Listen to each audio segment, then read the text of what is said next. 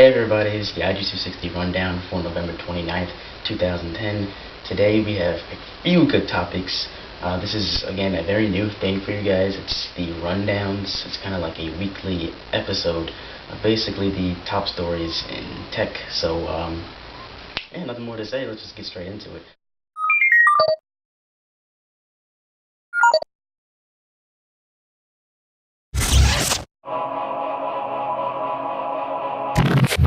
So the first story is the iPad 2. The first iPad was launched January of this year, so we'll probably be seeing the same thing with the second generation iPad within January of next year. Rumor has it that the next iPad will have 5 main new features.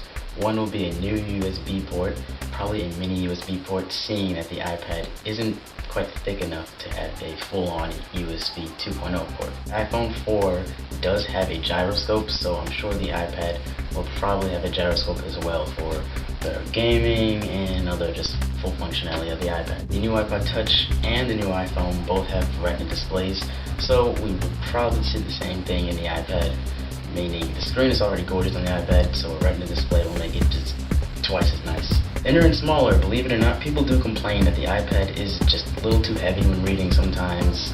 I have held it myself. It is very solid, that's without a doubt.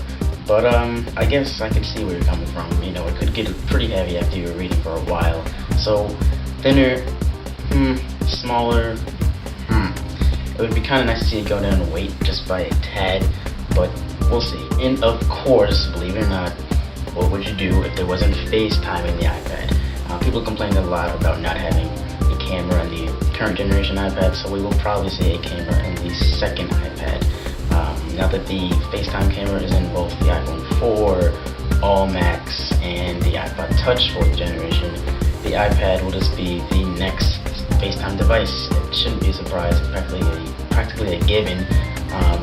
Apple did say that it will have about, I think they said thousands or millions or billions or something like that, of a bunch of new FaceTime devices. So FaceTime camera on the iPad is practically a given. Whether or not there will be a second camera on the back, that's pretty unlikely. There's pretty much no use for it on a tablet device, but a front-facing camera is almost like 99.9% sure of happening. Next story is Black Friday 2010. Yes, the craziness of Black Mother Friday. So, an estimated 210 million people attended the Black Friday craziness. That's between online and outside in the retail stores. Now, according to the LA Times, the average shopper spent approximately $365.34.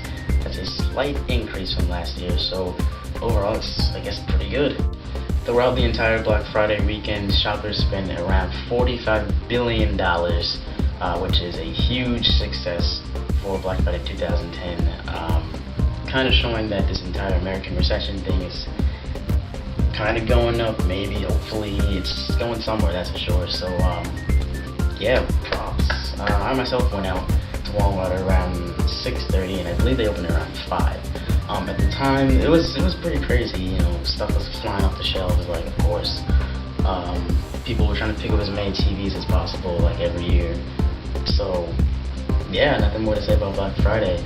If you got in there, I hope you were safe and didn't get trampled or knocked out, because that would have been bad. So, nothing more to say about that. Black Friday kind of lives up to his name in this video. Check out this guy. God damn! Final story for this week's rundown is the Game of the Year voting system. I know, what will we do without the Game of the Year? IG260's first year holding a Game of the Year award ceremony show event. So basically we're having 2 different voting systems. One is going to be community picks and one's going to be staff picks.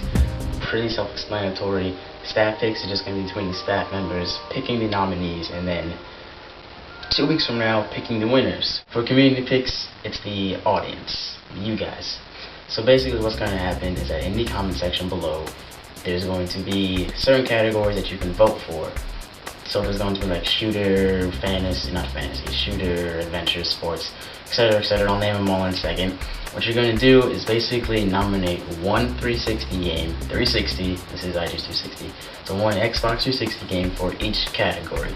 Whichever games get the most votes will be the nominees for that category. It will probably be around 3 different nominations for each category. So whichever 3 games get the most votes will be the nominees. So in the comment section for shooter, you might have Halo, Reach. For sports, you might have NBA 2K11, so on, so on, so on. I'm just giving examples. And we will pick all of the, basically by next week, we'll pick the community picks nominations, and we'll have the stat picks nominations, and the week after that will be the actual winners. So good luck to all the games out there. Hopefully you guys get involved in this. Just leave all of your, I'll have all the categories in the description. You just go ahead and fill in the blanks for each game that you would like. So that's it for this rundown, guys. I'm your host, Jaelen Brown. Thank you for watching, and Game of the Year voting, get to it.